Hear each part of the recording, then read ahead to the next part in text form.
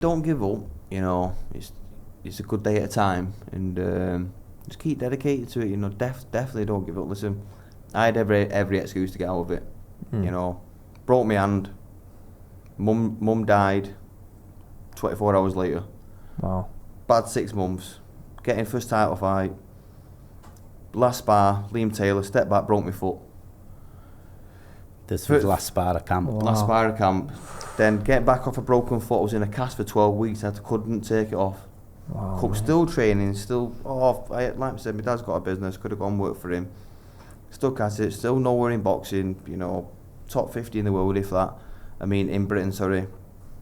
There's a door there. Get out of it, Jack. You know, no chance. Penfield's fight, eye operation. Got some stitches stuck in my eye, you know, you stick at it. Hey guys, welcome back to More Than a Match for myself, Damani, and RH. How are you feeling, Raz? Very well, thank you, mate. As you can see, guys, there's 2 guests today. Yeah, different one. We've got Jack, we've got Stephen. Boxing. We're talking boxing today and the sacrifices. And again, it's More Than a Match day, so we're delighted to thank you guys for coming and taking this interview and speaking to us. How's things? How's life? Good, you know, yeah. We're working hard in the gym. We've had some good success recently, so the hard work's paying off. Got a big fight coming up this weekend for the gym. Got Liam Taylor fighting Conor Walker for the British title. So hopefully that'll be 3 British champions in the gym. Just for the audience, like the finest gym. Just talk about that and how it started, and you know your mission and the fighters that you've got. Yeah, so I obviously boxed as an amateur.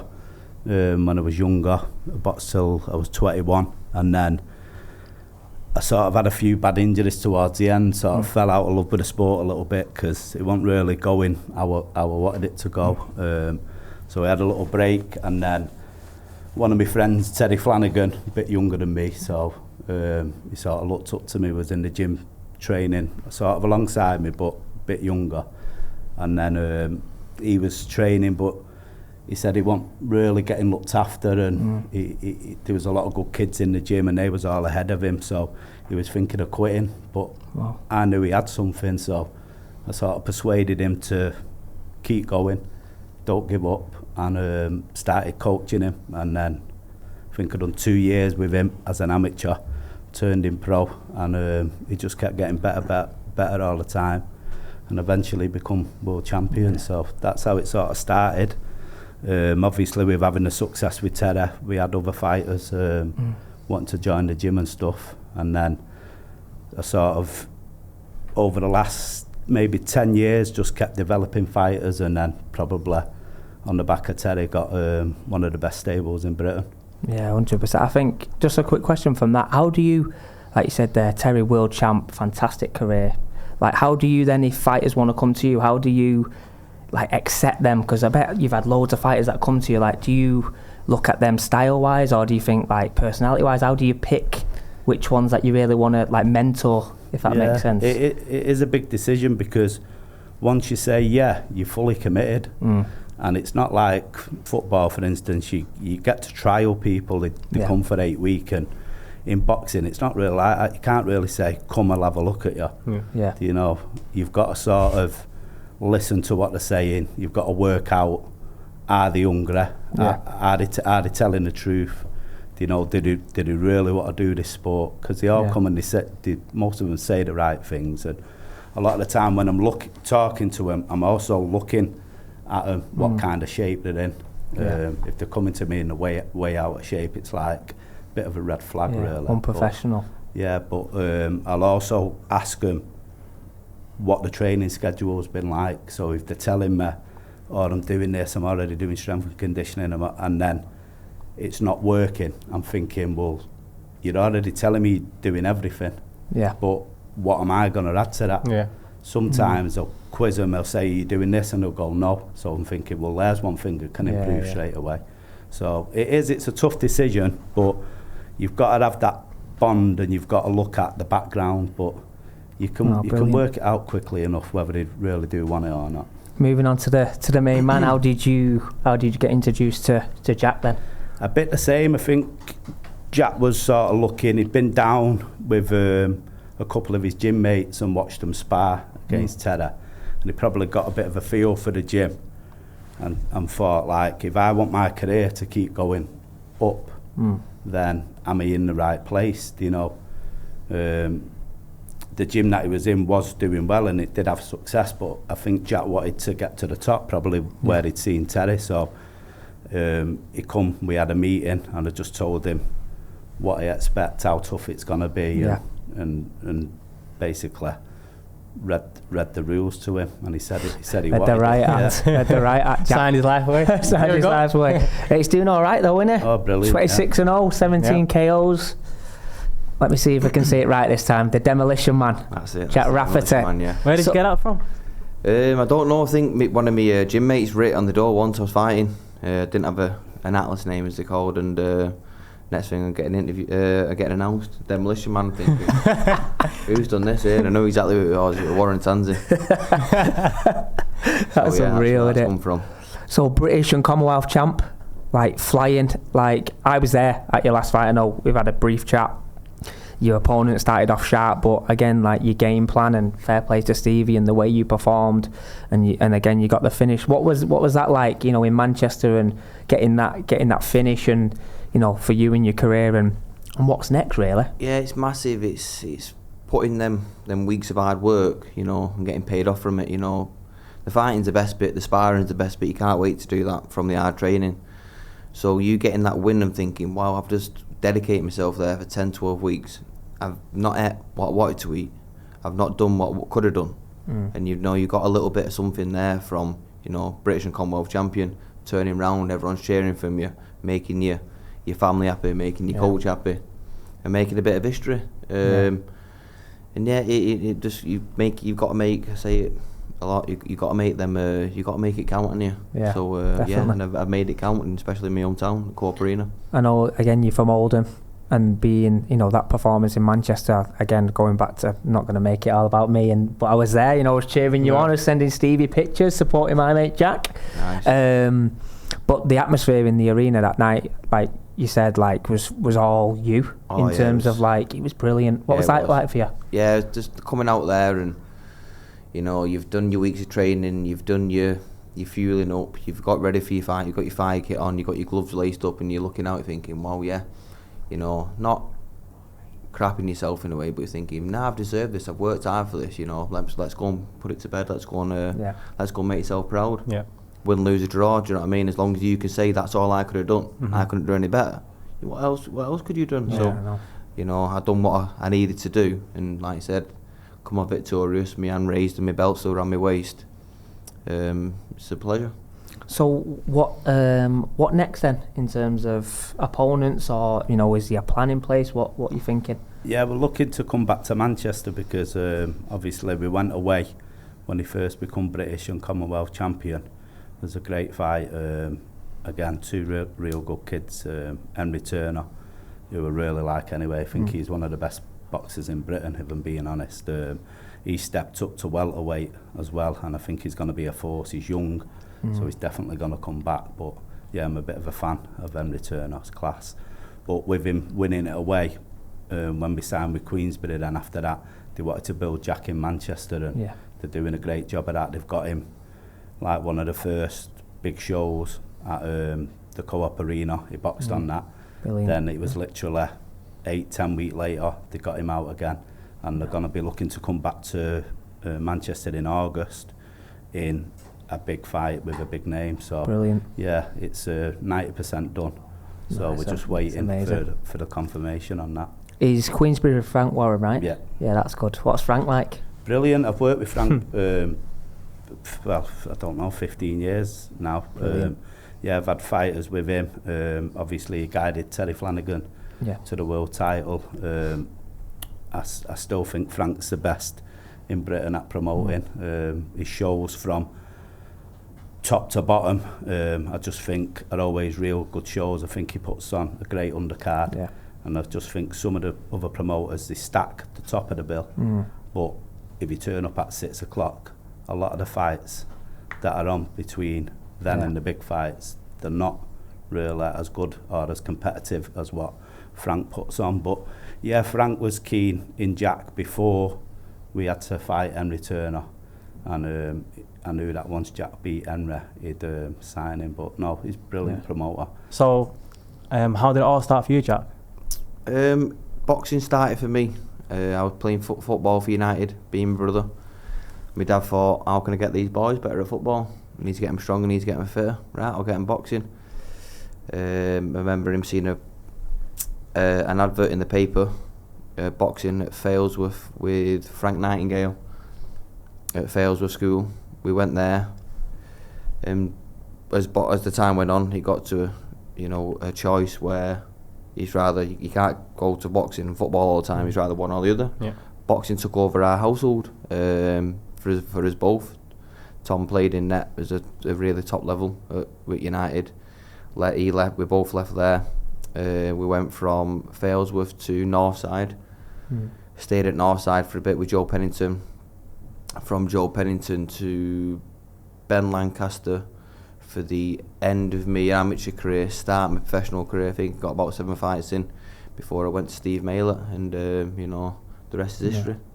What was it about? I know he's here next to me and he's digging me under the table. What was it about Steve that really wanted you to work with him, and how did you feel he would take you to that next level?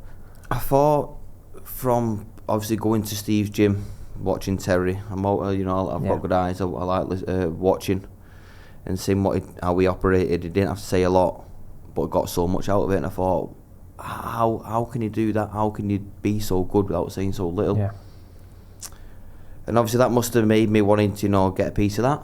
I was intrigued by that, and Jesus Christ, what he does in our gym is it's tough. It is tough, but it gets you where you need to be. Results. Oh, massively.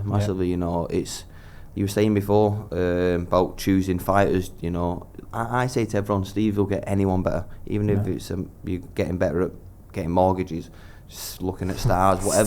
Steve will get but it's tough. It's literally not for the faint-hearted. When I'm training and when I'm doing these certain things, it's not me that's the person Steve's made me.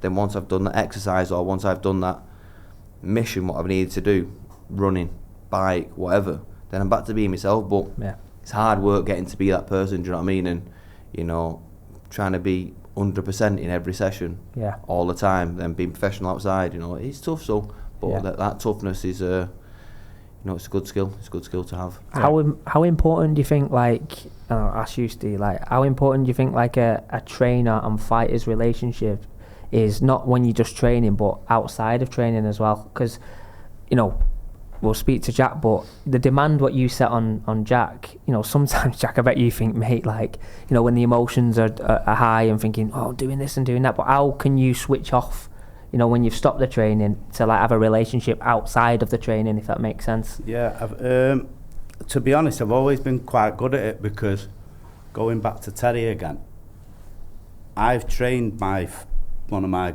best friends to become world champion. So you can't be the best friend in the gym and get that far.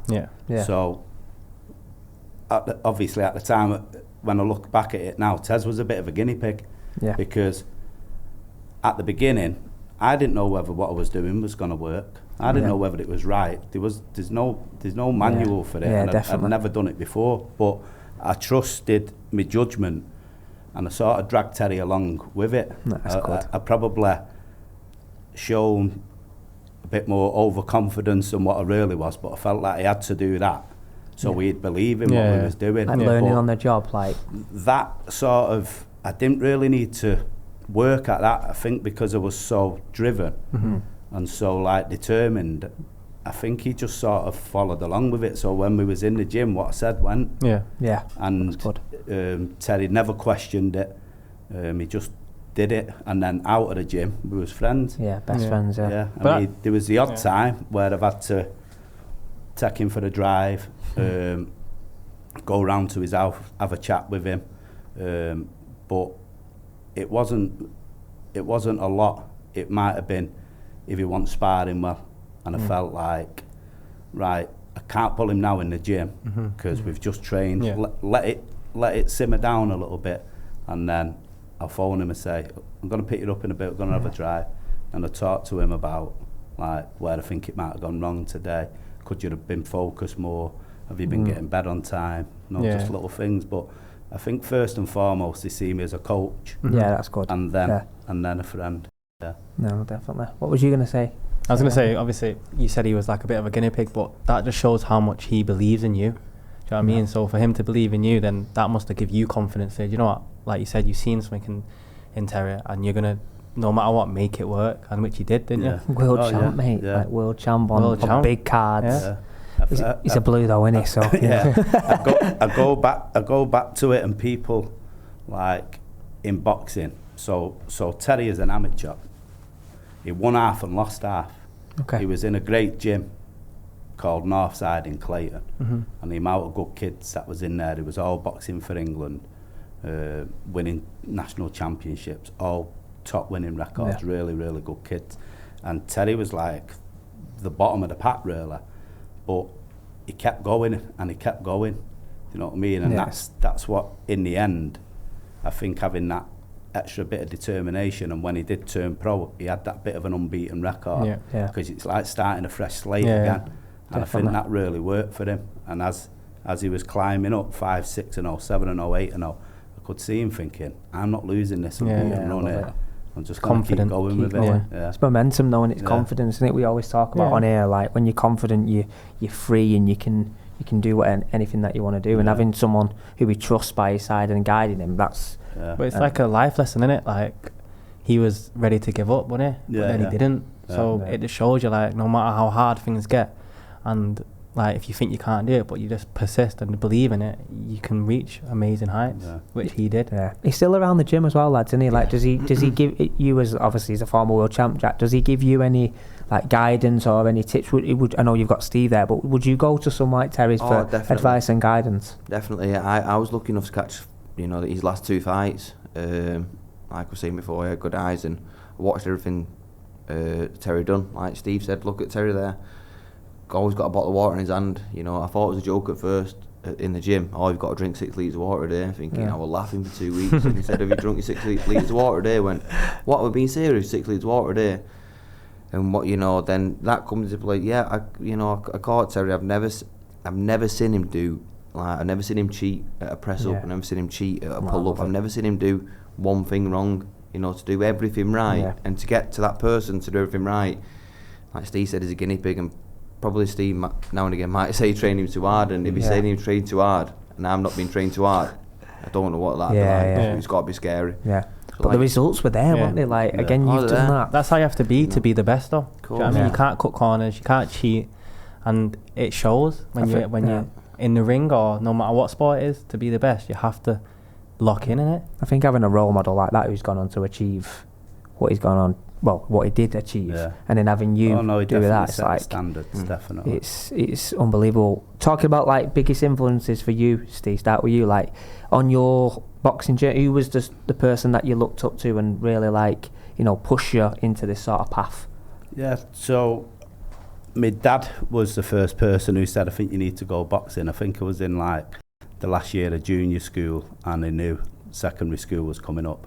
And I think he thought, you're going to have to be able to look after yourself. So luckily enough for me anyway, I had a couple of cousins older than me. So no one would have messed with me anyway.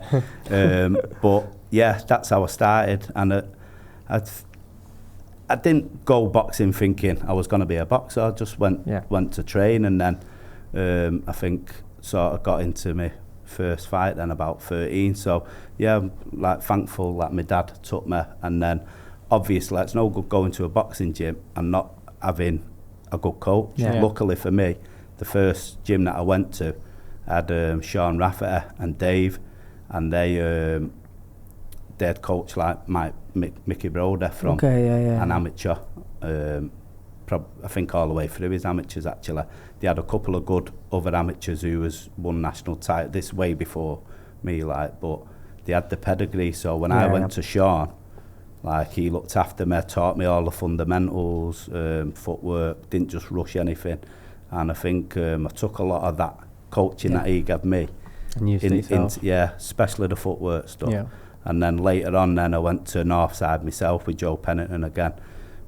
Real good gym, great coach, and another few coaches there, Mike Porter, Andy Silk. Yeah, I just took a little bit off them all. It's a sign of a good coach, though, isn't it? Yeah. Like taking ideas and adapting. But I was a big fan of boxing as well. Yeah, obsessed with it. So any big fight, even if it was in America, me and my gym mates, we'd stay up at my house and watch it and stuff. So yeah, I took a lot from watching the fights as well. So I'd say probably biggest coaching inspiration when I was just starting coaching was probably Freddie Roach. Freddie Roach, legendary, with Manny Pacquiao, and mega, innit? Yeah. What about yourself, Jack? Biggest influence on your career? Biggest influence probably, it's always been for me as long as my family's happy. Yeah. As long as my mum and dad are proud of me, my brother's happy, obviously Steve's happy, I'm happy, you know. Yeah. Can't really say such a certain person, but as long as they're happy and I'm doing the right thing, that was me, you know. The main thing, people say, what's your favourite fight? It got to be my favourite fight. It's got to be with myself or making myself the best fighter I can be. You know, I don't, I pick bits from different people and. Like I always say, listen to Steve, you can't go far wrong, and that's what I try and do. No, it's brilliant. That I think it's easy. Like we do it with football, don't we? Like who do you mirror yourself into? Who's your favourite player? Like what do you want to take? But having that, you got to have that confidence. It's you and your opponent. We always talk about it with football. Like there's 11 players on the pitch. If you make a mistake, you can hopefully your mate can get out of you. Boxing's tough. It's just you and if you make a mistake, you get knocked out. Aren't you? That could be the match decided. How do you deal with that? Like before a fight, like. What's your thought process going into a fight? Is it the same as every fight, or is it different depending on opponent? It's probably the same outcome. Obviously, different tactics for different opponents, but you think, I know I've trained hard enough for them up and coming weeks before the fight. If I get beat off what I've done or what I'm going to be going into that fight, it's going to be some fighter, do you know what I mean? Yeah. So, I believe in myself, got the confidence. I've got the confidence in Steve with the game plan, listening to Steve. And getting the results. So like I said, I know I've trained hard enough. I know I've done enough going into that fight. I know I'll be ready. Do you have obviously footballers have, and I keep referring to football because I play football, but we have rituals before the game. Like we might do something certain before a game, like a superstition. Do you have any superstitions before a boxing match? Not before a boxing match. No, I'm definitely superstitious before it though. I won't stand on 3 grids, but and I definitely salute magpies. But luckily enough, there's no 3 grids in the changing room, so I love can't say there is. I love it. Like going on to again, me being a coach, and a question to you is when you Jack's about to fight, do you do a lot of analysis work and? Again, is a game plan behind it. It's a game of chess. Do you look detailed into that? Do you are you obsessed with that? No, I do. Obviously, I have to watch the fights, and then we have to. One of the things that I've always done is I look at my opponent's strengths rather than the weaknesses. A lot of people will look for weaknesses, but I look for strengths because that's what they're gonna do on fight night. If he's got a certain few shots that you keep seeing. Certain couple of moves that you keep seeing over the last 3, 4, 5 years, you've got to work your way around that. Yeah. And if you can take his best asset off him, you're on to a winner straight away. So okay, one fight he might make mistakes, he might have a low front hand, or he might not be moving his feet as much, but he'll know that that's a mistake. And they might have corrected it. If you can take his best asset off him, then you've got the upper hand straight away. It's mad that, because I would think you'd look at the weaknesses. Do you know what I mean? Yeah, but I what's their weakness? How can you utilise that? But like he said, if you take his strengths, you've utilised him already. If he doesn't do what he's good at, he might be thinking, he knows what I'm doing here. Yeah, I think it's with Steve having the confidence with Jack and his fighters, though. With the work that you guys have put in and his ability and everything, like Jack said before, if he prepares the right way, he could beat anybody because he's put the work in. I think there's 2 sides to it. The reason why it's so interesting is because, again, referring back to football, is you would do an analysis, how did they prepare, what formations. Again, it's boxing is a one man, but also there's a lot more into it than you get in the ring and you have a tear up. Tactically, we do work on it, but the most important thing is him, for me. If I get him right, he's going to take some beating anyway.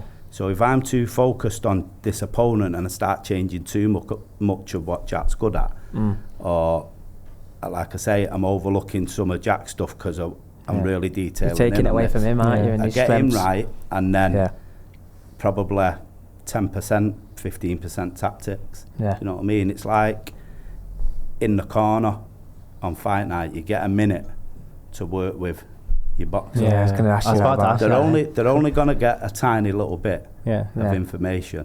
The fight's normally won in that training camp or over the last 2 years. They say that, don't they? That's a phrase, isn't it? That like the fight's won in the camp, isn't it? Yeah, or two or 3 years that you've actually put in what nobody's seen, all the hard graft. That's where these fights are won. They're not won today. They was won 6 months ago, really. Yeah. Like talking about obviously the camp and stuff like that and the training. Jack said like your regime's like unbelievable. Like, is that tough for you, Jack? Like with a weight cut? I know it's a way of life, innit? It's a way of life, and you've got to be done it. But like again, is it good for you and you strive off it?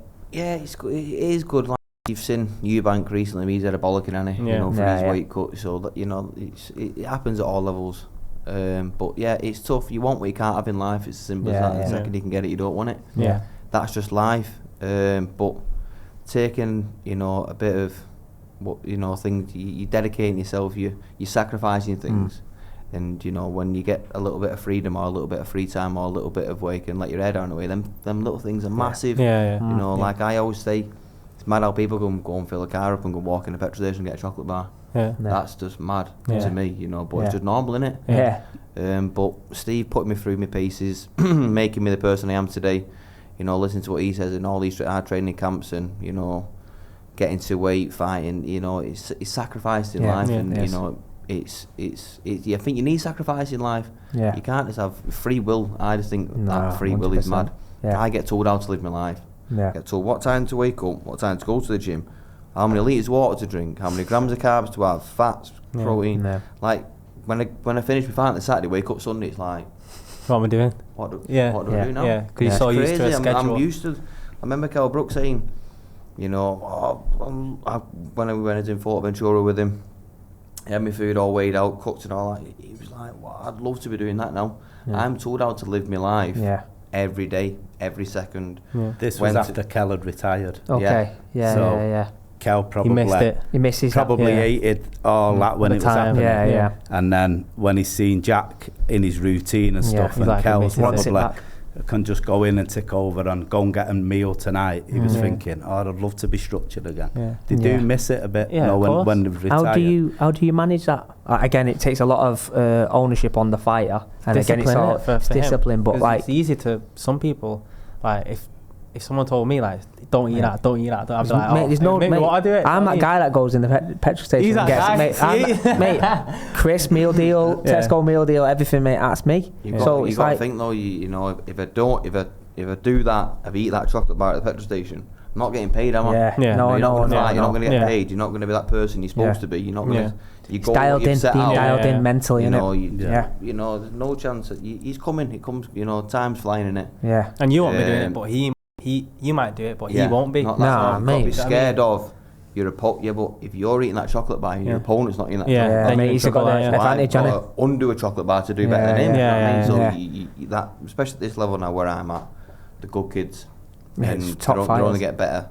Next fight is a massive fight, so everything's got to be perfect, because I tell you now, when you walk into that ring, if you've done something wrong, you're like, oops. Do you feel it shouldn't have done straight away? I have done in my younger career. Yeah. But massive things in the line. All the cameras, all the eyes. Like you said, planned out for a massive fight. Should be doing this. Earn that money, get that. Should be that. But you've messed up eating that chocolate bar at the petrol station, and it's cost you there. And now you're going down that path. It's amazing. It's life changing. So you're walking to that ring thinking, you're at the end of the fight. Your hands haven't been raised, but you've gone, I couldn't have done no more though. Prepared the right way. What else could you have done? What's that like though? Like when you're in a ring and you feel like the opponent's got you on the up, and like all them emotions. How do you go to the corner and just relax? Do you know what I mean? Like how do you take all them? Never happened to the boy, mate. Never happened to the. It's a credit to Steve as well. I remember one stuck with me. I was fighting in Manchester, and I thought, obviously, massive event. Yeah. TV's here. Yeah. Getting my hands wrapped, going out to fight, and with how Steve got there, got ready, chatting to everyone, got my hands wrapped, going into the fight. So he had a little talked a few things, warmed up, thinking, wow, it's so chilled. It's just, you know, like you saying then, all the game plan, you're doing it. I've done the game plan for 8 weeks. Yeah. We've touched up on it. We've done 10 seconds of each things we need to do in the warm-up. We've, you know, we've been dialed in for 8, 10, 12 weeks, whatever. We've been living, breathing, sleeping it. So yeah, you know, then Steve gets you so calm, wrap your hand, everything's, you know, nicey, you know, but, you know, you've been prepared there, and you know, this is the day. You're going out for war now. You've done your thing. Steve's not going to let me in that ring if I'm not right. Is it? Let's have it right. 100%. You know, you won't be fighting that person. You won't be doing this. Even if he wasn't doing it, he'd make you do it anyway. Your life and your careers with Steve. Oh yeah. At the end of the day, we're business partners, aren't we? We're best friends, business partners, good cop, bad cop. Yeah. It's got to be everything. Do you know what I mean? Like, oh, Steve, me mortgage up for you. Know what do you think? Should I do this? Yeah, it's amazing. Steve, you know, there's that star out tonight. Which one's that? You know, he's got everything. He's everything. Yeah, it's true. Into star, Steve. No. I'll help him with his market. He knows everything. Yeah, I love it, mate. You're his go-to. You go to him. The more I get to know Steve, I think the more that I'm going to know who Steve is, if I'm obviously locked up in cell with him, and find out absolutely everything. Does me bad there, aren't we? So no, he knows everything. So like I said, listen to Steve, you won't go far wrong. And we've done all that preparation, and it's time to go. Yeah, I think again that's full to you, Steve, as well. Is like not overloading information. Yeah, that's what I don't like. It's a bit confusing, can't it? It's too much in it, and even again going back to the coaching stuff, like you can talk all you want, but them short snippets, they're the ones that everyone's attention span's different. So Stephen has got you like where it's like short, sharp, it's in, it's stayed in, it's dialed in. If he keeps talking, you think, Steve, like just shut up, mate, like getting ready to fight here. So that's full credit to you and your approach and your philosophy. Like I said, like a minute in the corner there, probably done 15, 20 things wrong. But may as well talk about the 1 or 2 things what I've done proper wrong. And you know, iron them out, or two or three things what he's done right. You know, get the guy say you've done that good night. You're not going to listen to it, are you? You know, you're fighting in the day, your adrenaline's sky high. Definitely. And you know, like you said, by the time I've sat in that stool, that's 10 seconds. I had a drinks, maybe sort of cut out. Next thing you're back out. So you're going to say a couple of things. Keep calm because I'm looking at him. I'm getting something off him. Do you know what I mean? You're thinking an energy. Calm here. We're chilled here. You know, body language is massive in boxing, isn't it? If he's looking at you, threatening and like, shit, we're down, whatever. This, that, next thing. You're tense and and you make bad decision making because you'll go in there and go, oh, I'm doing this. I need to get this, or I need to get a finish here, or whatever. But in between rounds, there, you don't realise, you know, as a spectator, because you have like the commentators are talking, like. It must go like that for you, like for you guys. I know as a fighter, like you're taking that information in and you're going again, but for you as a coach, you're hurrying in, putting the skill down, doing it, and then you're back out again, aren't you? Like it's tough. That it is. Like I say, sometimes you say nothing. You might say get your breathing, good round that. You might not need to say nothing. But sometimes you do, and like I say, sometimes I probably look back and thought. I remember Terry in the hooker fight, I probably got a bit annoyed too early with Terry because he probably wasn't doing exactly what I wanted him to do. And I look back now and I think maybe I should have just kept a little bit calmer and give it another round or two. But it's heat of the moment, isn't it? Do you know what I mean? And it goes both ways. Sometimes like I say, it's small, it's a minute. Sometimes it don't matter what you say, you wouldn't have made the difference. But sometimes you could. Like I remember in the Emily Turner fight, and Emily throwing good backhands from the southpaw stands, and Jack's blocking a few, but some are sneaking through. And I said to him, "You can see the backhand coming. Why don't you start slipping it now?" And I was like, not a bit jokey, but like, why don't you start slipping it? You're getting caught. Why don't you start slipping it? That's how I said it. And he went, yeah. And then I think the round later, then he started dropping his knees a little bit, and Emery's missing now, hitting fresh air, and then Jack starts picking the shots off from it. But I remember another time with Terry again, got to the 6th round point on a hard fight. It was a 12-round fight, and it was probably 1 or 2 rounds up against Stephen Ormond it was. And Terry was known for his footwork, wasn't he? And I just said, Terry, you're winning this fight, probably a couple of rounds up, and you've not even started your footwork yet. And he went, Seeing him like think, I've not ever. No, And he got up then on his feet for the next 2 rounds. Now he's 4 rounds up. There's only 4 left. Yeah. Just mad little things like that. Just to remind him. Details, isn't it? It was like a rhetorical question, really. But said in a certain way where it's like and you seen him think, yeah. and I just seen it sink in. Oh, I love He got up. I didn't say, Terry, get on your feet. Yeah. Because then he might take it a bit like, you. But actually, as a coach, like you understanding how to get the best out of your lot, innit? Fighters, stable and like, stuff like you that. know them personally, and you know. Yeah. It wasn't planned, it just happened, but it definitely, like sometimes I've probably shouted and gone, you need to start doing this, you're dropping your hands, you're not getting the second phase going, you're throwing one phase and that's it. Yeah. And I've done all that, and they've still not gone out and done it. But like I say, sometimes I've gone back and thought after it, I didn't even like plan that, I just said it in this way, and it seemed to sink in. You know when you're in a fight, Jack, like is Steve like, can you hear Steve? Or is it more like, you know what you need to do, and you might be giving information and stuff like that, but tunnel vision, is it very tunneled and more strategic, like, because you're thinking about movements and stuff like that, aren't you? Yeah, probably the only people I can hear is my corner, you know. There might be God knows how many people in that arena or wherever you are.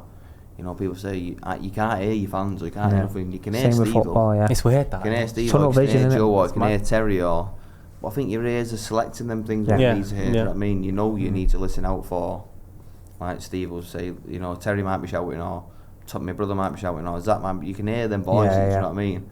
And they're the only voices you listen out to. Right, it's good. We say that in football, don't we? Like, you know, when you're in the game, like in these big crowds, you're in the game, but when like you with a knockdown or something, like you switch out and you can hear things. I don't know whether it's the same with you in boxing. As soon as you get that little like pause, that like phase a throw in or back into the corner, you can hear the crowd, and then you're like, oh, and then you've got to compose it again. But especially in Manchester as well, like the sound of them, of the fans. Yeah, it is crazy. People say, "Oh, can you hear me? Could you hear that?" You know, I say, "Oh yeah, of course he heard you." You letting some people down in here now. How many people you told that to then? Didn't hear him. I heard Steve get your hands up, or you're gonna get knocked out. That's all you need to hear. You know, for you, Steve, like we just said to Jack there, like, do you talk a lot in between as the fight's going on, or do you wait until the in between rounds? To my corner team, like I'll have obviously Terra, Joe, was Tanza, and I might say to Tez, I see him dropping his hands or whatever, Tez, stay on his hands, make sure he's so as soon as Teddy sees his hands drop, Teddy's hands up, Jack. I love that, because I'm looking for other stuff. So I can't keep shouting like hands up, when I might be like looking for Jack to throw more body shots now, or keep fighting him, Jack, or it could, like on one of Zach's fights, it was Zach was staying ready all the time, so the kid couldn't attack because he knew Zach could counter. So I was staying on that, but I might have got Joe or was Tanzi to say, keep your hands, stay switched on, or off a break, get ready early. So I give. Just delegate back to your coaching staff. It's good that we, again, going back to the football thing, we had Robbie Savage on, and he said he gives roles and responsibilities to his coaches and stuff like that. It's good, it's interesting. I can't see everything, but then sometimes, like, I remember in that versus Nathaniel Collins, and I knew the fight was close, but I didn't know when to let sort of Zach know off the leash for the last. They were letting him off 5 rounds before the 12th. They were letting him off 3 rounds, do you know what I mean? I was trying to gauge like when to let him go, but so he could go but not get tired. Be no good letting him go in the 8th and then he loses the 11th and 12th because we've set him off too early. And like Terry was scoring the fight that day really well, and I remembered him saying like he needs these rounds now, Steve. He needs these rounds. So it's when to give him that information. And then the last fight, Zach won with Masood. Warren Tanzi's like getting excited, going, he's doing this, Steve, he's going to win this, he's going to win it. And I remember when the final bell went, all the corner team was like, we've won that, we've won knowing a close fight. But again, I learned from the Nathaniel Collins one a little bit. I let Zach off the leash a bit earlier this time. So no, you've got to listen to everyone. Listen, they've got a wealth of experience. 100%. Warren Tanzi's box, Joe's box, Terry. It's experience, isn't it? What a corner team. Do you know what I mean? What a stable and what a staff as well. But what's it like? Obviously, like when you win a fight, I couldn't imagine the feeling of what you feel, but for you as a coach, when he wins, how does it feel for you? Like all that hard work for that fight. Honestly, it's mad. I'm just. People probably think no, you don't because you put that, but I'm just buzzing for them. Do you know what I mean? It sounds mad, but more than anything, I don't go home thinking like yes, I won that fight or whatever. I'm just buzzing for them. Yeah. No, I think with that is like going back to the stable and the staff there. Like, do you reckon it's very underrated what you guys have got? Because like, again, I'm not too sure in the boxing world whether like they shout about the stable or they shout about the staff, but like you would think like what you've got would be shouted about, like your gym and your fighters. Like, is that not like they know? Yeah, we are respected in the boxing world. I think it's just because, again, it's just going back to Terry again. When we started with Terry, there was none of this social media stuff, which suited Terry because Terry's a grafter. He just got in and let his boxing do the talking. As we was going through his career, it started the social media, more interviews, and Terry wasn't one for that. Terry was going, I can't be bothered with that. Don't want to do this, and he was just focused on himself. But obviously, because what Terry done worked, and sometimes it's good to keep what you're doing behind closed doors, because if people keep seeing it, you're not going to get fights. It was hard in the end to get Terry fights, and Terry was like come through quietly, really. And in the end, we was getting avoided bad. Really bad. It was hard to get in fights because of how good he was in terms of the stylistic. Like they want it for their fighter to get him. He's a southpaw. He's fit as anything. He's got good footwork. And then their excuse was, he's not really won anything. He's not a big name. It's a big risk, little reward for them. But for him, it's massive, isn't it? As he then won titles, obviously, people wanted to fight him then for the money. But it was still hard. Even when he was world champion, it was still hard to get him matched up. Was there anyone that you wanted him to fight that you never did? I always think if Terry and Crawler would have boxed, I think that would have been massive for Manchester. For Manchester. That would have done a stadium, wouldn't it? That's a stadium fight, isn't it? That. And one fight I always fancied as well, style-wise, I always fancied the Linares fight for Terry. I just think Terry would have caused him problems again, but he was a good fighter though. Linares was class, but it was, if you're talking like pick a big name who you wanted to fight at the time, I would have liked Terry to have a go with Linares as well. But the Crawler fight would have been absolutely massive. Massive for Manchester. Anyone can get it with you though, Jack, can't they? Anyone's getting it, aren't they? As long as they bring plenty of money. Do you have any like aspirations going into the future? Like, do you want to achieve? What do you want to achieve, like, pinnacle? If you had to, listen, you want to win titles and all that, but we never had to work again, and I made a good life for my family. Amazing, and, you know, I don't want loads, you know what I mean, but I just want to, if I could, you know, help Steve in the gym, or, you know, build a business like that with Steve, or, you know, help fighters myself, and, you know, never have to go to work again, never have to put, you know, use the screwdrivers and be an electrician, that bit mint, but no, it's a good day at a time in the gym, working hard, and the things will come what I want. I think it's important to highlight that as well, because, like, you know, the money and stuff like that, when you turn pro, a lot of it's relied upon sponsors. Was you an electrician? Is that what you were? I done fully qualified as electrician. Not wanted a plan B, but I thought, it broke my hand, I'm ruined there. Nothing I can do, so the second I passed my qualification, that day I left work. I started being a full-time boxer. And that's good, because in case you did anything in boxing, just in case, like a backup plan. There's a backup plan in a way, but I just thought, can't break my hand there, or break my leg, and you know what am I doing now? I've got absolutely nothing. That was at that time though. Now again, your mindset's completely different now, because you're again British Commonwealth. You're probably chasing, you know, titles and creating a legacy for yourself, Steve, your family. But like that time, like you probably didn't know where it. Obviously, you back yourself, and you've got a fantastic team, but you probably didn't know where it was going to lead you, did you? So fair play to you having that. Probably didn't even know what boxing was properly then. So I started training with Steve, or what the life was, and what it took to be. Do you know what I mean? I'm, you know, not a world champion. I'm setting out to, I want to be a world champion. And, you know, I'll try everything I can do, but it's the fine margin. So, you know, like I said, it's a good day at a time, and keep pushing forward. I think again, like what you guys have got in terms of like your relationship, you know, both in and out of the ring is a force. Is a force to be reckoned with. In terms of the getting the best out of you, obviously spoke about Steve's obviously advice and guidance. Like, is that really important to you? That again, short, sharp information, and that's what gets the best out of you. Like, you don't want to overcomplicate anything. I'm just thinking on a coaching point of view, where it's sometimes you can overtalk and it can have a massive effect. Are you comfortable with? Oh, definitely. With that? It's like I said, it's the weeks before though. It's like getting the times in the training. Yeah. You know, you'll know where you're at fight night, where you've got your times in training, you've got your bikes, you've got your runs, you're getting your sprinting times. You know, you're doing the round sparring, you're doing the bags. You know, the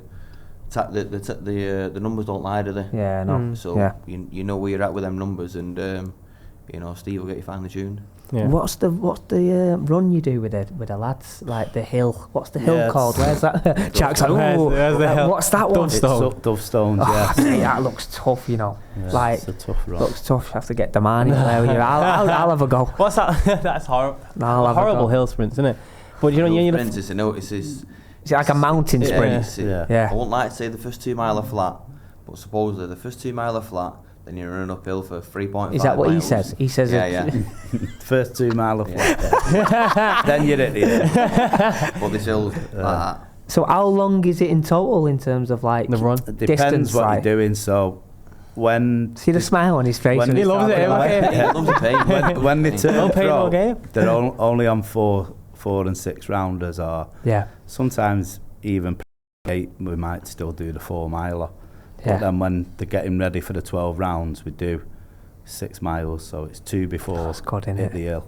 But it's good because it's good for stamina. Yeah. It's good for mental because you're running up that hill and you're in your own head. Stop. And and you're thinking, get to here now in this time, get to this point in this time. But it's good for the legs as well. It gets the legs strong. So you're hitting mental toughness. Yeah. You're helping strengthen your legs. Do you know what I mean? And you're getting good stamina out of it. So like you went back to before saying you can see if someone's not mentally ready. How do you like spot that? Like it shows in so what sometimes I find is, because once the lads have been with me for a while, they can come in and they can put the graft in and just do it. They come in, they do it, but you've got to be able to focus as well. So it's maybe the smaller things on the pads. If I'm shouting combinations, are they sometimes getting it wrong, which stops flow? You know, then you're not throwing as many punches in the round because it's like, oh, what was that again? Or I've set something up 2 weeks before. It might be a little drill, and then I've just threw it in the pads. And when they're focused, they'll get it. Even though we've not done it for 2 weeks, I'll just throw it into slip backhand, step into, pivot, double jab, backhand, step into, out. And they'll go bang, and that's when I know the focus. That's mad, that. But the training, I'll be finished. They come in and they do it. So you'd come in and think, wow, they're all bang. But I can notice little slack things, fine details. Or if I say, slip back slip back, jab, up, down, left, right. It could be like it could be find the backhand to the body or whatever, and they might go, what? And I'll go, I told you 2 weeks ago what we was working on. Use your jab, feint him, and then find it to the body. But they won't even say what when they're focused in. They'll just do it. You know, so it's hard to spot because, like I say, because they're all trained hard. It is hard to spot, but I can find it. And do you tell him? Do you? Do you just like? I spoke to Tom Raff the other day about it. I sat down. I said, "Listen, Tom, you come in, you train hard. You're training well at the minute. You're running hard. You come in, hitting the bags. You're doing your circuits. Everything's good." I said, "I need that focus.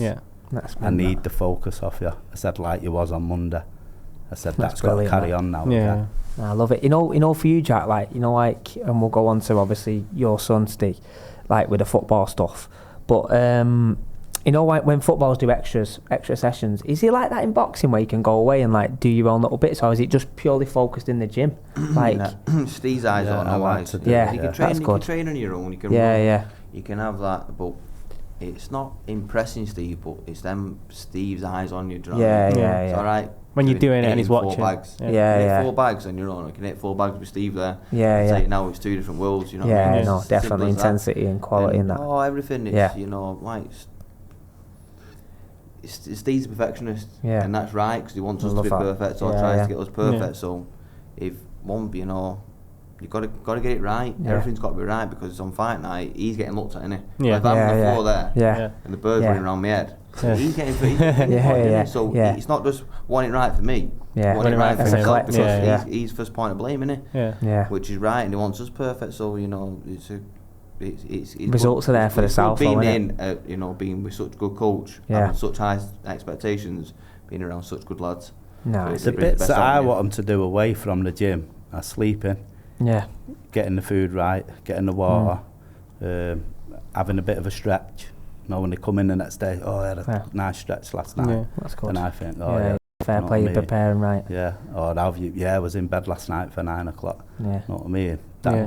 That's all class, I that. need them to do. Proper sleep. What about the diet and the nutrition stuff? We've got Like, 2 top nutritionists on to it. work with. Yeah, with yeah. the So lads, so you've even got that Yeah. covered as well. Yeah, so Look we at have. these guys That's mad, here. that, fuck, innit? We got have. it all, haven't Yeah, they? we have. No wonder you love it, eh? Oh, You know what I mean? this guy here. We have Greg Marriott, who used to do Kelbrook. He's worked with That's mega, all that, my mate. lads, and we've also got Charlie, who's working with Jack's, Zach and Tom at the minute. And Fantastic. Greg's just done Liam's camp, but they're I brilliant. love that. Yeah. Honestly, Mega, that. they're Definitely brilliant. best in the game. Best in the Most game. important thing, innit? Yeah. Body. Don't put fuel in a car. Don't Yeah. run, does it? Yeah. Was it hard to adapt to that though for you, Jack? Like It was. Do you know what? It was hard at first. I remember like Steve saying, say 100 grams of rice, 180 grams of chicken, and 200 grams of green beans. I remember blending the green beans up. I couldn't eat it. Yeah. Couldn't eat that amount of food. Yeah, Yeah. yeah. You have to And I force remember it. coming in the day after. It's like, this is just classic Steve, and he looked at me and went, "Didn't eat your green beans, did you?" I went, "Nah, I didn't, mate. I couldn't actually get the Steve. Honestly, How do you know that? Not like you can't get away. He just knows. He just knows. I thought he's Yeah. not at He that. just knows. That's But he class. knows that. everything. Do you know what I Yeah. mean? He'll tell me about 300 ml out how much water I drunk today. Listen, you can't get Yeah, get it's away with right, nothing. yeah, He that's just knows where you're at, unbelievable. do you know what Yeah. I mean? Because that's where Yeah. we're at. But that's do you the know what I mean? relationship Gotta you have, though, You've do got you to know be what I in mean? sync. Yeah. Do you know what I I mean? love It's it. alright me saying I'm at point A when I'm at point B. Yeah. Yeah. Do you know what Yeah. I mean? So you've got to be in sync so we can both work No. together. But yeah, just it was hard at first being. Obviously, I never done that. That's I what I remember, mean, yeah, like, yeah. I remember like water was the devil. Yeah. Can't have too much Yeah, water, yeah. and Yeah. you know, oh no. I remember having a tin of beans all day when I was working, thinking, oh no, you can't have food, and Yeah. you know, coming into being a proper professional. I remember having a meeting with Steve, first joining the gym. I remember him just letting me talk, saying, "Oh, Steve, I want to get better. I want to do Yeah. this, and I'll get a dietitian, and I'll get a strength conditioning coach. I'll get this, I'll get that." When I'll do that, I went, Yeah, that's, Yeah. that's good, Yeah. that's Steve. no, It's good. no, I do all that. I went, what? My diet, Yeah. Steve done all my diet, done all my strength, done everything with me. Do you know what I Yeah. mean? Yeah. It's like a one-stop shop, innit? Like, Yeah, Oh, it Yeah. is. until Mega a certain level, because okay. I'm not a dietitian Yeah, yeah, or yeah, a yeah, yeah. nutritionist. Yeah. No, I but love that. I know enough. Do you know what I mean? Through experience to and get to to get a to the certain next- level. I love that. Plus, when they come with me, it's like they're not on good money Yeah. when they're first starting out. Yeah. Yeah. So you've got to be paying a dietitian or nutritionist. Obviously, they want paying as well. So up until a certain level, I'll do it. Yeah. But these guys are experts, Yeah. and these in that are field. what are making, as well as obviously the training that the lads have put in and what I do, but they're helping them perform on fight night. And a lot of the time it can be the difference, Yeah, because of course. Yeah. I could set him the best 10-week training camp up ever. Mm-hmm. Yeah, he's done everything, he's hit all his times, he's sparred brilliant. And then if he messes that food Diet, up yeah. or Nutrition. takes too much weight off at the end, Yeah. and he's drained in the ring, He's it not don't gonna matter be what I've powerful done. or, It's out the sharp, window, innit? Yeah, Because the all other bits are all not- that good not- training's gone. Yeah. So it was, I mean, I worked closely with him anyway, just before we've come here. Yeah. And I was waiting for Jack. Charlie rang me, see Yeah. what weight Jack was this morning and how he's looking and class. stuff. But I worked closely with him anyway, and It's amazing. That. Charlie was dead surprised when, because he's smashing it now, Charlie. He's doing brilliant. He's working with MMA fighters, loads of boxers. Brilliant. And he just said, "Oh, Steve, I can't believe, like, you feed back to me with this and that." So why did the other coaches not? And he went, no, they just sort of basically leave me to it. That's unreal. So I said, oh, Class. right, no, I'm not like that. So he said, no, Hands on. I've worked that out, but no, the brilliance, like last night, Jack's come to the gym to watch Liam do like his last bit of pad work. And when I get there, Jack's outside, he's got a big glass bowl. I'm not joking, the food was massive. So you think you're on a diet, but if you get it right, you can be eating loads, but it's all clean, healthy stuff. And all right, your body might be craving a bit of sugar because you're training hard and stuff like that, but if you stick to it, it pays you back in the long run because you stay on big food for longer in camp. You start cheating here and there, then the dietitian has to manipulate your diet give you less. Setting yourself then that affects the training and the physicality. And then when you so you get a chocolate bar and meal deal. RH is done with the meal deals now, mate. I'm telling you. No, I'm not doing it, mate. I'm not doing it no more. No chance, mate. Got eyes on you now. So what is it like, say after a fight and you've won, what's your cheat meal? Hey, you can't ask him that whilst he's here now. Sorry, every day will be different. Every day will be different. Do you know what I mean? Like today's cheat meal will be different than that cheat meal and that cheat meal.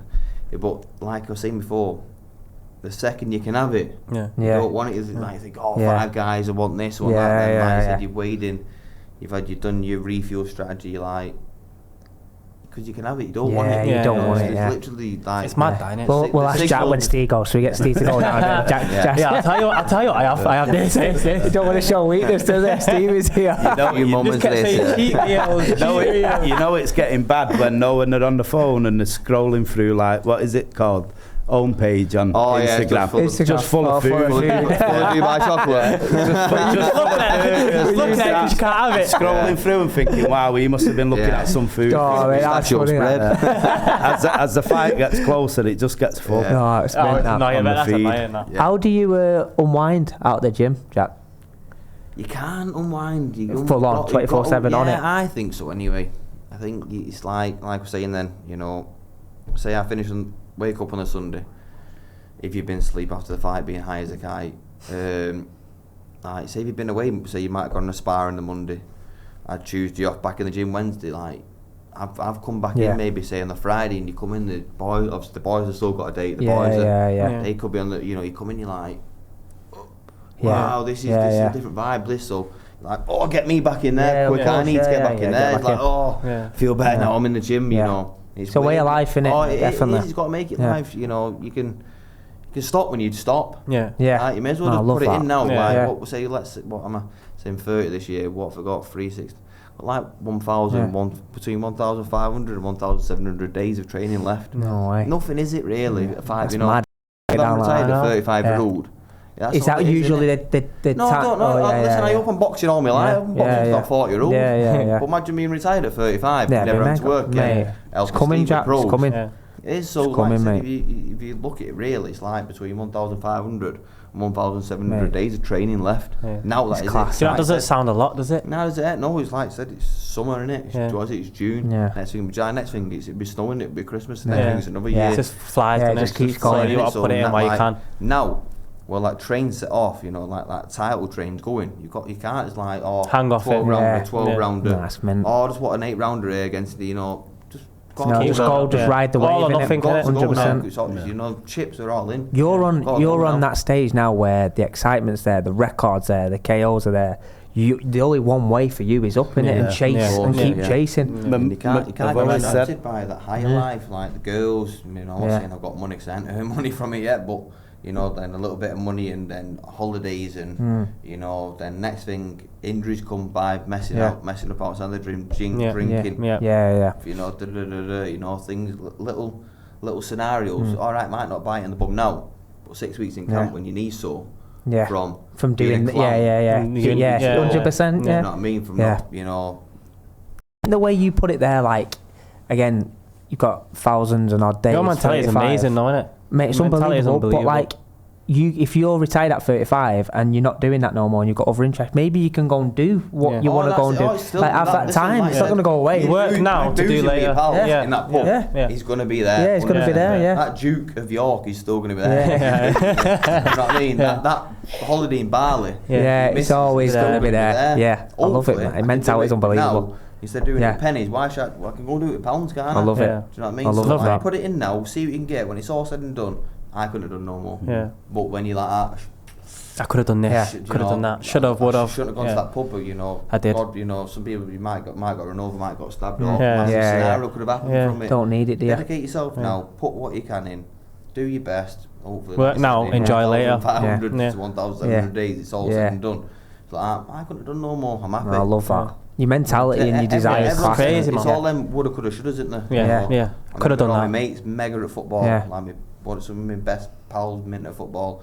I remember like obviously going better than some of the mint boxers I used to train with, who have like fell off the wagon now. Thinking, just put it in now. Chip away at it. Good day at a time. Yeah, I love that. What's so like after a fight? What's your recovery like? What's a recovery day for a boxer, or is it a weekend, or what is it?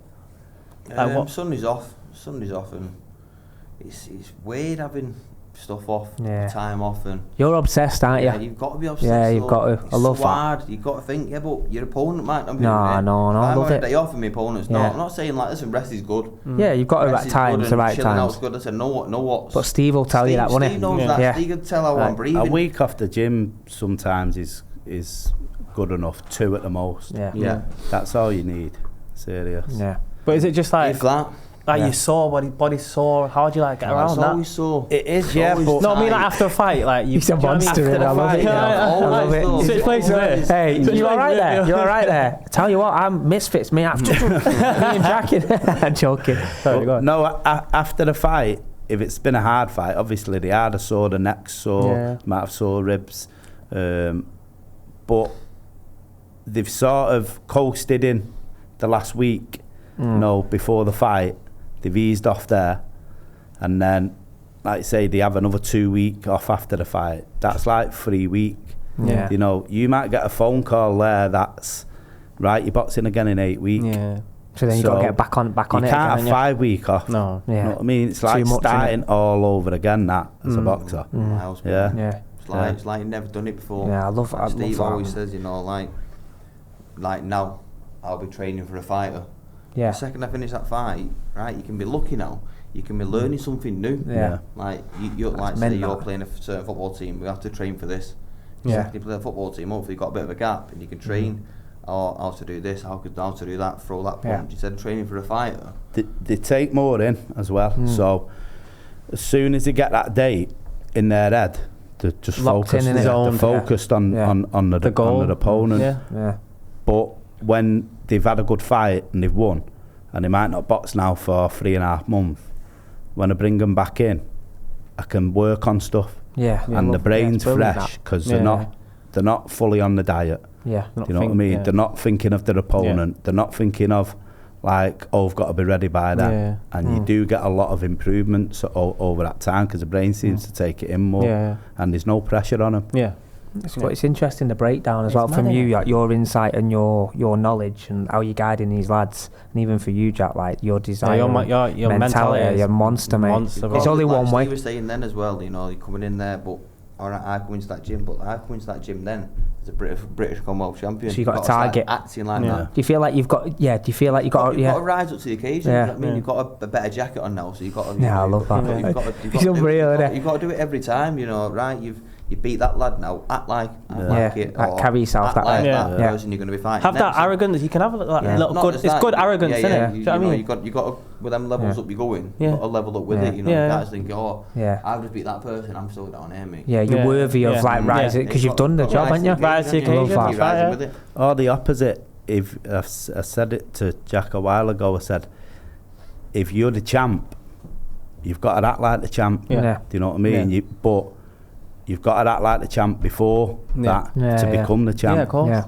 That's how you've got to be. But then when you are, people are looking up to you. Yeah, definitely. So you have to believe. There's a target on your back as well. They expect you to be acting a certain way. you know what I mean? He dresses like that in the press conferences though. He's got a bit on it. I'm after Dev's job there. He's got a bit, you know. I mean, even in general, I mean, like you've got to be seen. You've got to be professional. Yeah. You know what I mean? If people are looking at you, going, "Oh, there's a British Commonwealth champion," if you're not showing them that you deserve to be it, you know what I mean? Someone will come and take your spot. Yeah, of course. But that if you're carrying them belts, you've got to act like that. Yeah, it's a responsibility with it. Yeah. What advice and guidance would you give to like young up and coming fighters or youngsters? Like, what advice would Jack Rafferty give them in their, you know, if they're starting boxing or they're doing boxing at amateur level? What advice would you give? Probably don't give up. You know, it's a good day at a time, and just keep dedicated to it. You know, definitely don't give up. Listen, I had every excuse to get out of it. You know, broke my hand. Mum died 24 hours later. Wow. Bad 6 months. Getting first title fight. Last spar, Liam Taylor, step back, broke my foot. This was last spar of camp. Wow. Last spar of camp. Then get back off a broken foot. I was in a cast for 12 weeks. I couldn't take it off. Wow. Still training, like I said, my dad's got a business, could have gone work for him. Stuck at it, still nowhere in boxing, you know, top 50 in the world if that. I mean, in Britain, sorry. There's a door there, get out of it, Jack, you know, no chance. Benfield's fight, eye operation, got some stitches stuck in my eye, you know, you just stick at it. It doesn't, you know, but like I said, it's not like, I need to get to Sunday, needs a good day to Sunday now. It's a good day at a time, good Monday, good Tuesday, good day at a time, stick at it and don't give up. I love that, mate. Your mentality is an absolute beast. Yeah, it's amazing, man. On the flip side for you, Steve, do you, like, again, I know you work with the elite lads, but, you know, does the Finest Gym offer anything, like, you know, for the younger? I know you've got amateurs. Is there any, you know, for the viewers, you know, if their child or anyone wanted to get in touch, is there anything going on and they could come down? We have an amateur boxing gym, so just before COVID started, we started getting, like, some young ones in, mainly from Ancoats, Mars Platin, Monsul. Amazing. So I was working with them and I said, no, what, I'm going to open amateur boxing gym. Class. Literally just as we all got registered, COVID happened. Yeah, which was a nightmare because the kids was doing really well. So weren't allowed to open the gym. Some kids fell off. Some parents was phoning, he's not moved out the bedroom and stuff. And obviously I've opened it wanting to create boxers. You know, you might get 1 out of 50 or 2 out of 50. Do you know what I mean? Eventually do something. But I thought, let's see how they go. But I started then thinking, well, do you know what? That wouldn't have happened. He won't be not coming out of his bedroom stuck on the game. Yeah, of course. If the boxing gym was still open. So obviously I've always knew the importance of it, but I think it really hit home more. Yeah, so I love that. As soon as we got a chance, I started training them outside. I thought, they can't go in the gym. Yeah, I'll take them outside. Yeah, it's class. Any way possible. I love it. We started doing that, and then obviously we got the green light for the boxing to go ahead again. And I don't think we lost any of them. I think that lad who wasn't like coming out the house and stuff, he started coming back. Amazing. But like I say, you might have 50 coming in the gym at the time. Brilliant. You might end up with 20 of them only ever amateur boxing, and you might only end up with 1 or 2 of them ever going boxing. I think it's discipline as well, isn't it? It's discipline, it's fitness, it's like gives the young generation a drive, and also as well, like I know you touched on it there, and it's no disrespect, but these lads might be involved in, you know, going out with their friends and getting into trouble and stuff, and for you to off the street, to give them that discipline,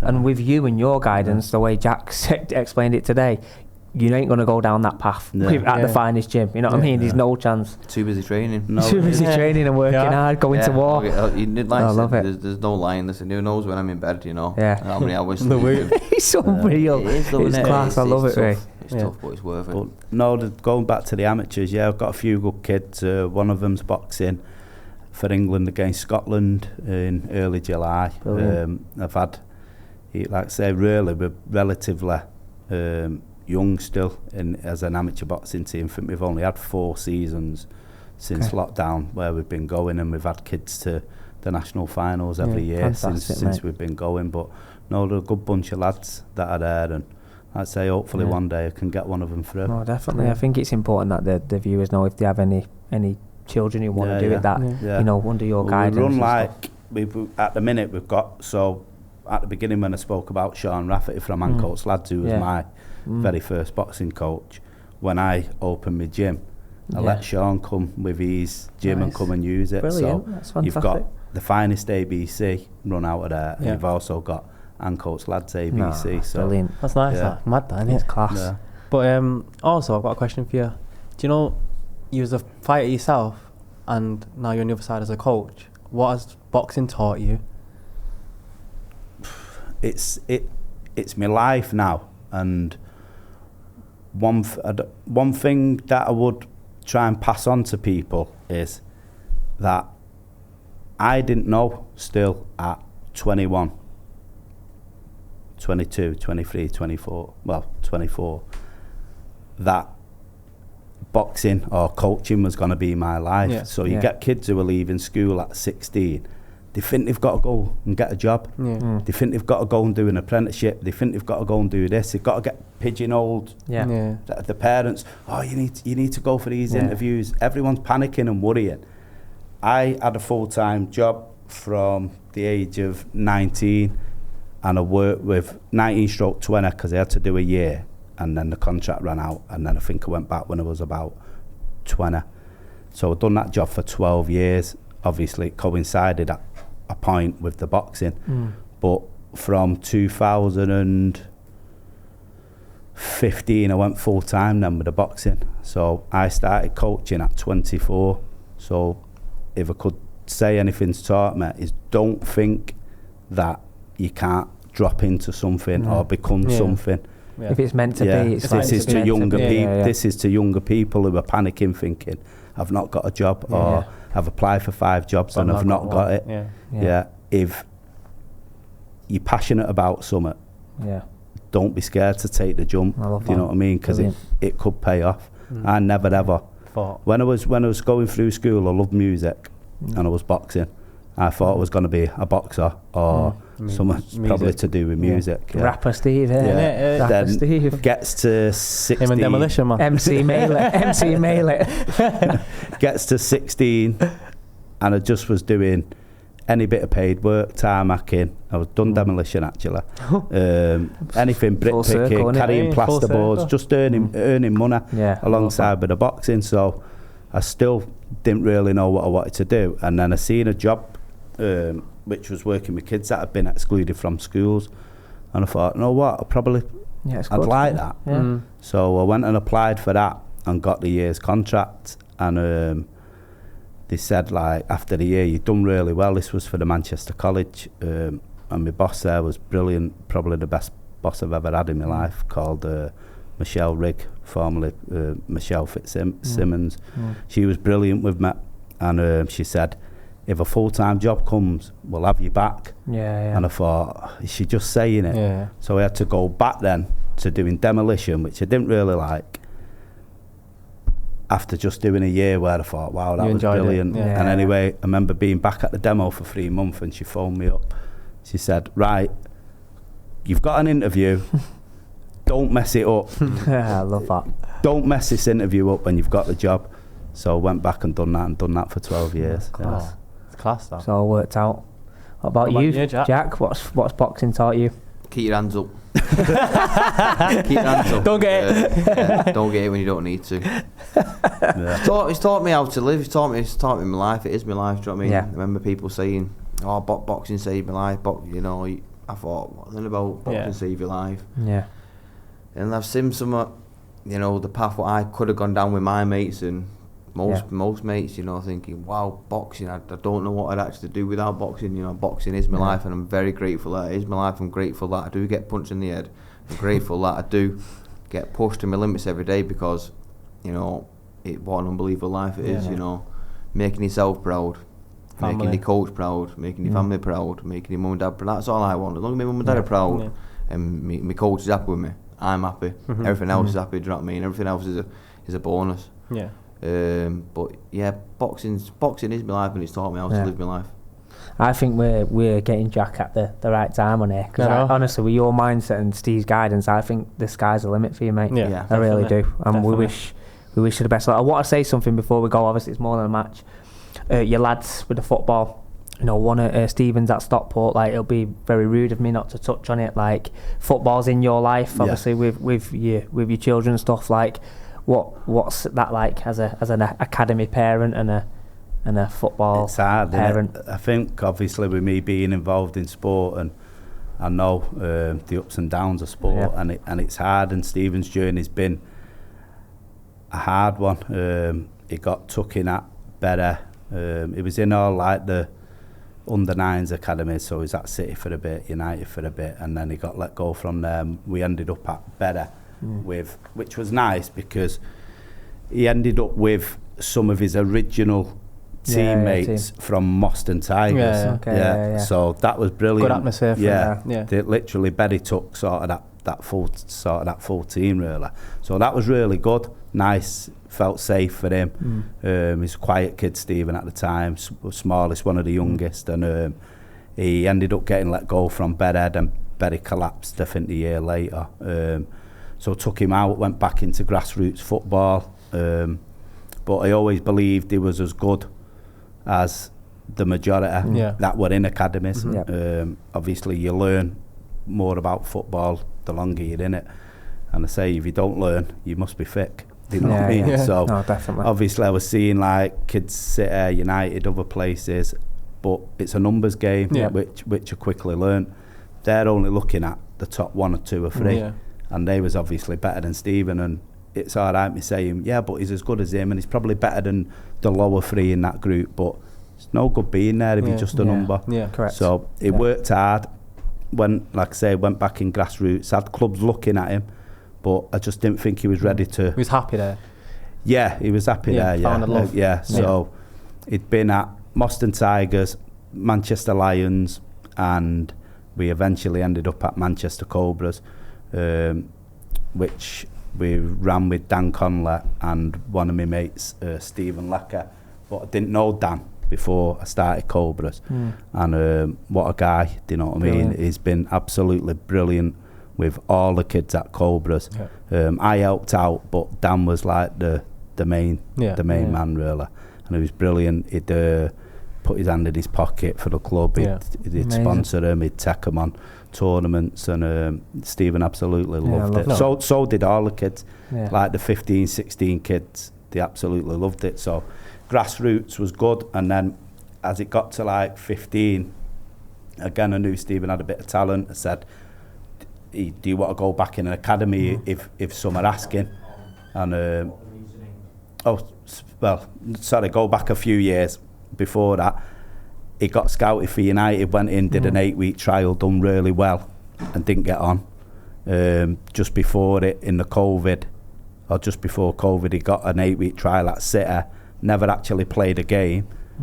I thought, because he was training in little bubbles of 5, he wasn't even doing anything fingered. They lost the coach, so I thought this is just extra training. They'll restart his trial. When he got a phone call in the gym one night, just letting you know, we're not going to be carrying Stephen's trial on. I said, what? I said, I'm just letting you. I said, based on what? They went, I said, nobody's even watched him. They've not got a coach. He's not played a match. The training in bubbles of 5. I said, and from what I've seen, he's doing all right. He said, we'll get back to you. Gets back to me and said, no, we're not going to carry it on, but you can go back in City Select if you want. So I just thought that's rubbish. But at United, he played loads of the games. Not saying this because I'm a United fan. He got a lot out. He got a lot out of City while he was there in the select and stuff. But at United, he played all the games. They really looked after him. The training was brilliant. They gave him all the kit like City did, and it come to it, and it was a no, and that was fine. Because he gave him a proper platform to show an opportunity. He said he'd done really well, but we've got a couple of players, especially in his position, who are ahead of him, and we've invested a lot into it.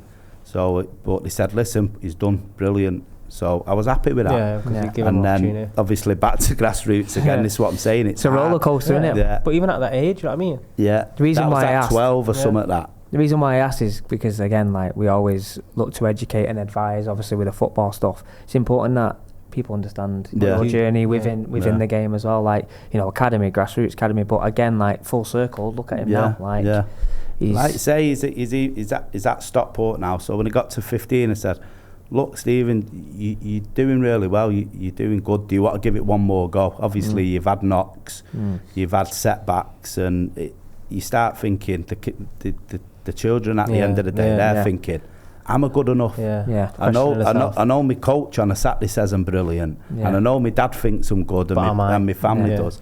Yeah, but it knocks you, doesn't it? If you keep getting these knocks after a bit, you think, maybe I'm not as good.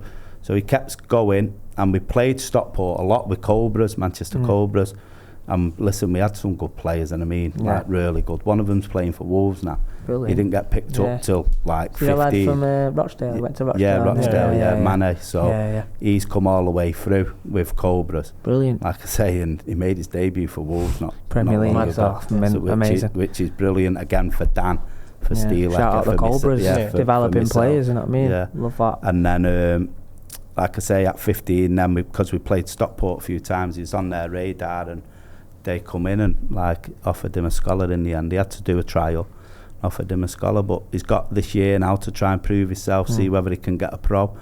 If he don't, it's not the end of the world, because Stephen trains like with ease. He's got a good mentality, and it won't be for the one to try it, because he's going to give it his all. But like you said, it goes all in full circle. Like that never give up mentality, because he got not rejected, but he didn't get in ups and downs. A couple of teams, and then now he's probably happy where he is. Do you know what I mean? And it's a journey, isn't it? Game of opinions. That's and what like same with Terry Flanagan. Like he was at the bottom of his time. And he thought, like, what am I going to do? Didn't give up. World champion. So it's just about that never giving up mentality, innit? We'll have another world champ round this table. Let me tell you, mate. Just keep your hands up. We're getting him at the right time, D. I'm telling you. In a few years, we're going to be reposting the hell out of this. We've got the boy, the mentality, Stevie. We've got him. No, but I appreciate it. By the way, if you're thinking I'm like smaller than what I usually am, like, Stevie stitched me up with the seat. You know what I mean? Like, he's put me on a dodgy seat. He didn't want to fall through it, so he sacrificed. This is what I do. It's got a wobbly leg. Well, if you can hear while we're trying to talk, lads, honestly, pleasure having you. Jack, thank you so much. Steve, thank you so much. We wish you the best of luck. When that is announced, we're going to try and get there again and support you guys. And again, follow his journey, Jack's journey, Steve's journey, and thank you so much, guys. Like, subscribe. D, pleasure. Jack, pleasure. Steve, pleasure. Thank you so much. Like and subscribe.